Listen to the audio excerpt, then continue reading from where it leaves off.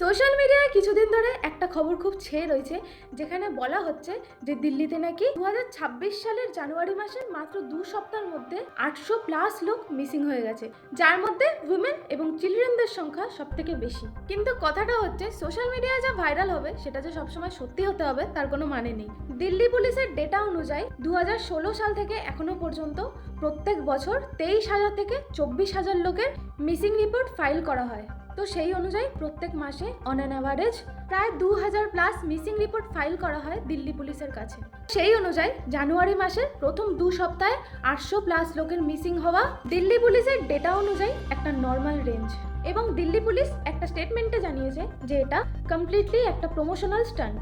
আসলে রিসেন্টলি রানী মুখার্জির মার্দানা 3 movie release করেছে এবং সিনেমা স্টোরিও অনেকটা এরকমই, যেখানে দেখানো হয়েছে যে অনেক লোক মিসিং হয়ে যাচ্ছে এবং সেই সিনেমার প্রমোশন করার জন্যই এরকম হাইপ ক্রিয়েট করা হচ্ছে। কিন্তু প্রশ্নটা হচ্ছে, যদিও এরকম হাইপ ক্রিয়েট করা হয়, কিন্তু 2 সপ্তাহের মধ্যে 800+ লোকের মিসিং হওয়া এটা কিন্তু কোনো নর্মাল কথা নয়।